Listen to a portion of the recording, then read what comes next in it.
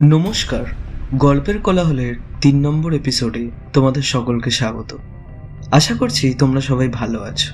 আজকের এপিসোডের ঘটনাটি আমার বন্ধু মৈনাকের পাঠানো। তার দাদুর সাথে ঘটেছিল এই সত্য ঘটনাটি। সে যেমনভাবে আমাকে গল্পটা বলেছে ঠিক সেরকমভাবেই তোমাদের কাছে বলছি। শুরু করছি আজকের গল্প। দাদু এখন আর বেঁচে নেই আমাদের মধ্যে, কিন্তু তার এই গল্পটা আজও আমার মনে পড়লে ভয় বুকটা কেঁপে ওঠে। আজ থেকে অনেক বছর আগে, তখন আমার দাদুর বয়স হবে ওই ২৭ কি ২৮। রেলে টিটির কাজ করত। কিছুদিন হয়েছিল এই কাজে জয়েন করেছিল। সেই সময় স্টেশনগুলো রাতের দিকে ফাঁকাই থাকতো, আজকের দিনের মতো এত জমজমাট থাকতো না। দাদুর ওই চাকরি সূত্রেই আলাপ এক বন্ধু যে টিটির কাজই করত, তার মুখ থেকে শুনেছিল আজ থেকে প্রায় ১ বছর আগে রাত ১২:৩০টার সময় ফলতা থেকে শিয়ালদা অব্দি যে ট্রেনটা যায়, সেই ট্রেনে নাকি কিছু অদ্ভুত ঘটনা ঘটে। দাদু এই কথাটা শুনে গুজব ভেবে হেসে উড়িয়ে দিয়েছিল। এটাই নর্মাল যে কেউ এইসব কথা শুনলেই হেসে উড়িয়েই দেবে, কিন্তু সেটা হাসির ঘটনা ছিল না। দাদুর একদিন নাইট ডিউটি পড়েছিল। ট্রেন প্ল্যাটফর্মে দেওয়ার আগেই দাদু পৌঁছে গিয়েছিল রাত ১২টায়। ১২:১৫ নাগাদ ট্রেন প্ল্যাটফর্মে দেয়, একদম কারেক্ট টাইম। দাদু উঠে পড়ে ট্রেনে। সময়টা ছিল শীতকাল, প্যাসেঞ্জার ছিল হাতে গোনা কিছুজন। কিছুক্ষণ বাদেই ট্রেনটি ছেড়ে দেয় শিয়ালদার উদ্দেশ্যে রাত ১২:৩০টায়। দাদু আস্তে আস্তে সব প্যাসেঞ্জারদের টিকিট দেখা শুরু করে।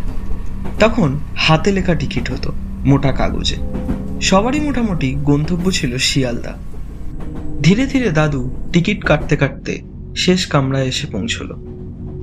চলন্ত ট্রেনের বাইরে একবার দাদু তাকায়, দেখে বাইরে কুয়াশায় সব ঢাকা, চারিদিকে গাঢ় অন্ধকার, কিছুই দেখা যাচ্ছে না, শুধু ট্রেন তার গতিতে ছুটছে।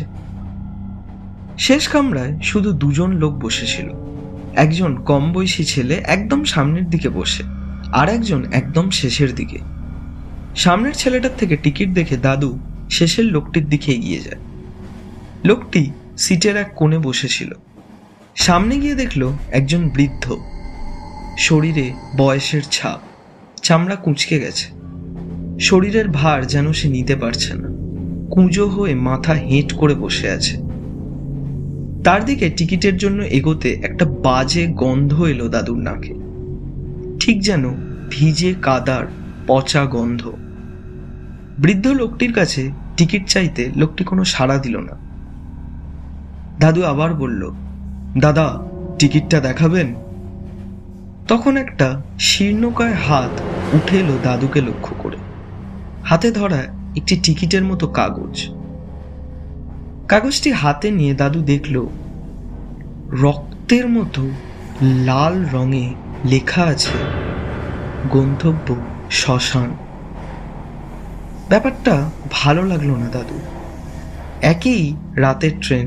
তখন বৃদ্ধ লোকটিকে উদ্দেশ্য করে দাদু বলে ওঠে, এসব কি উল্টোপাল্টা লেখা কাগজ দিচ্ছেন?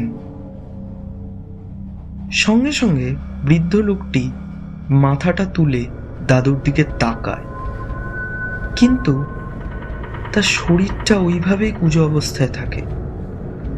দাদু লক্ষ্য করল তার মুখটা একদম কঙ্কালসার, একটু পাতলা চামড়ার একটু স্তর শুধু লেগে আছে। চোখ দুটোতে কোনো কালো স্তর নেই, পুরোটা সাদা। আর তার বাকি শরীরটা ওইভাবেই কুঁজো অবস্থায় রয়েছে। কোনো ঐশ্বরিক বলে সে ঘাটটি ওরমভাবে তুলে দাদুকে দেখছে। তখনই একটি ফিস ফিস করে শব্দ ভেসে এলো দাদুর কানে। ওই বৃদ্ধ লোকটি যেন বলে উঠল, কেন? এই ট্রেন তো শ্মশানেই যাবে। আমি তো প্রতি বছর এই ট্রেনে চেপে সেখানেই যাই, আর আমার সাথে আরো অনেকে যায়, আজও সবাই যাবে।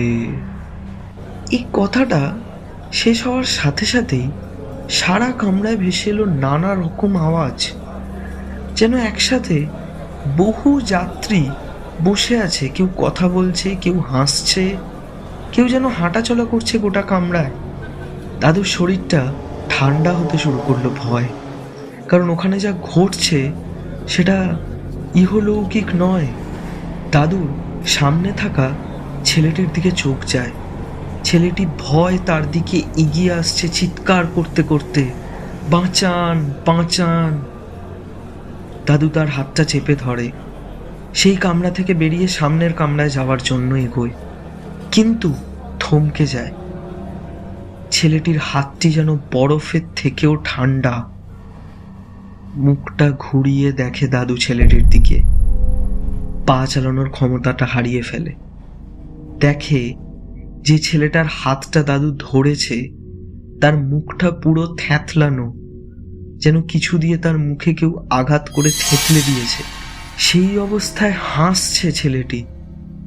সঙ্গে সঙ্গে দাদু তার হাতটা ভয়তে ছেড়ে দিতেই ট্রেনটা পুরো অন্ধকার হয়ে যায়, যেন ট্রেনটাকে গ্রাস করে নিয়েছে কোনো অন্ধকার অপছায়া।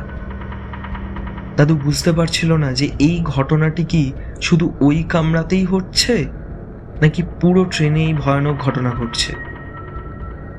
অন্ধকারে কোনো রকমে হাতড়াতে হাতড়াতে দাদু পাশের কামরার দরজার দিকে যেতে যায়, কিন্তু দরজাটি খুঁজে পায় না, যেন এক অন্তহীন অন্ধকারে হেঁটে চলেছে। তখনই এক বিকট পৈশাচিক হাসি শুনতে পায়। ভয়তে জ্ঞান হারায় দাদু। পরদিন সকালে ট্রেনের আওয়াজ আর লোকজনের চিৎকারে দাদু সেন্স ফেরে। উঠে দেখে শিয়ালদা স্টেশনের বেঞ্চে তাকে শোয়ানো হয়েছে। ছেলেটিকে খোঁজে, কোথাও দেখতে পায় না। হঠাৎ একটি কাগজ চোখে পড়ে। সেই কাগজটি হাতে তুলে খুলে দেখে তার মধ্যে লেখা গন্তব্য শ্মশান। দাদুর মনে পড়ে যে গতকাল রাতে সেই বৃদ্ধ লোকটির কথা যে এই কাগজটি দিয়েছিল। দাদু সঙ্গে সঙ্গে কাগজটি ফেলে দেয় ওখানে। তারপর সবাইকে জিজ্ঞাসা করে যে ট্রেনের বাকি প্যাসেঞ্জাররা ঠিক আছে তো। সবাই বলে পুরো ট্রেনে শুধু দাদুই ছিল, আর কোনো প্যাসেঞ্জার ট্রেন থেকে নামেনি। দাদুর মনে পড়ল যে ঘটনা সে গুজব বলে হেসে উড়িয়ে দিয়েছিল, সেই ঘটনা আসলে বাস্তব। আবার ঘটল 1 বছর পর।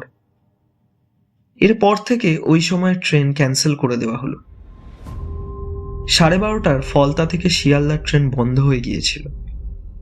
কিন্তু এই ঘটনার এখানে শেষ নয়।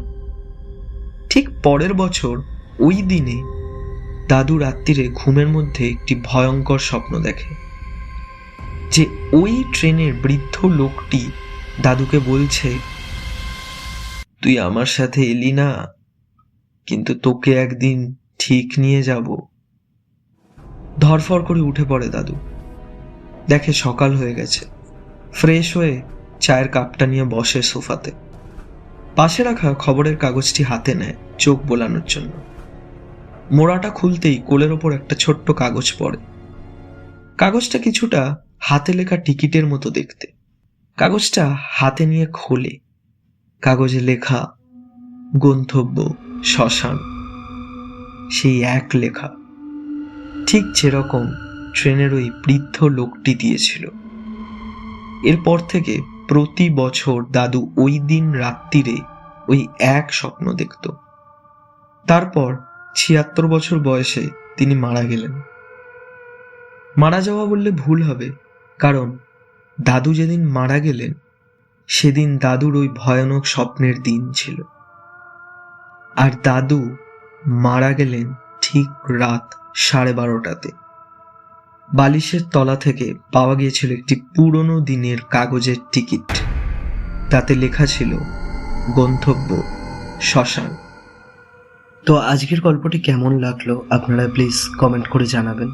যদি আপনাদের ভালো লেগে থাকে তাহলে আপনারা লাইক করবেন, আর আমাদের চ্যানেলকে সাপোর্ট করার জন্য সাবস্ক্রাইব করবেন। যদি কারোর কাছে কোনো সত্য ঘটনা বা কোনো গল্প থেকে থাকে তাহলে আমাদের এই ডেসক্রিপশনে নিচে দেওয়া মেল আইডিতে আপনারা গল্প পাঠাতে পারেন, golperkolahol@gmail.com। And thank you Mainak এই গল্পটি আমাদের সাথে শেয়ার করার জন্য।